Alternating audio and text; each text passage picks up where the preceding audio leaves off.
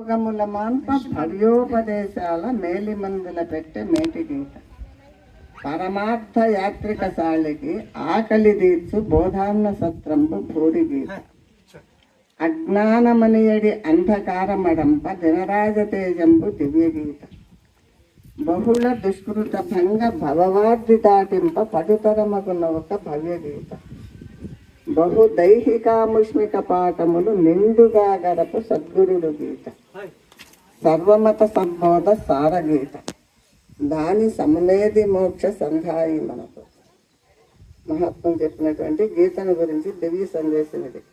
భవరోగాలు అంటే ఏదో మాంత్రికులు చెప్పినట్టుగా నేను మంత్రం పెడితే రోగాలు పోతాయని చెప్పేది కాదు. ఇది భవరోగాలు అంటే అజ్ఞానం అనే రోగం పోగొట్టేటువంటిది భగవద్గీత.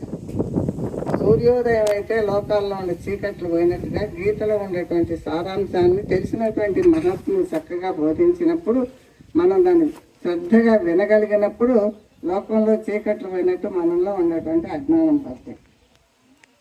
తర్వాత అన్నదాన సత్రాలు పోయి కడుపు నిండా భోంచేస్తాం. కానీ ఈ భగవద్గీత అనేటువంటి సత్రంలో ఏం తింటారు అంటే కావాల్సినటువంటి మనసుకు కావాల్సినటువంటి ఆధ్యాత్మిక ఆహారాన్ని చక్కగా భుజిస్తారన్నమాట.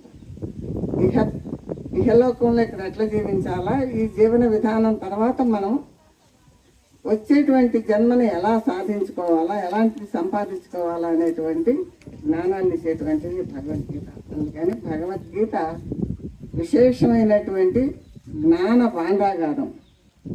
అది అక్షయం, ఎవరు ఎంత తీసుకున్నా తరిగేది కాదు. అది వాడిపోయే పూలు కాదు, కుళ్ళిపోయే పండు కాదు.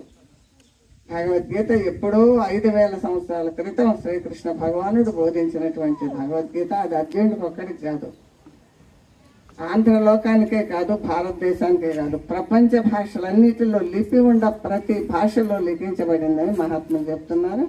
కాబట్టి అట్లాంటి భగవద్గీతను మనకు అందించినటువంటి శ్రీకృష్ణ భగవానుడికి పదే పదే ప్రార్థిస్తూ, మరి ఆయన అనుగ్రహం ఏదో నాకైతే తెలియదు, కానీ నాకు తెలియకపోయినా కూడా పిల్లలందరూ అమ్మ భగవద్గీత చెప్పుకుంటే అమ్మ భగవద్గీత చెప్పింది.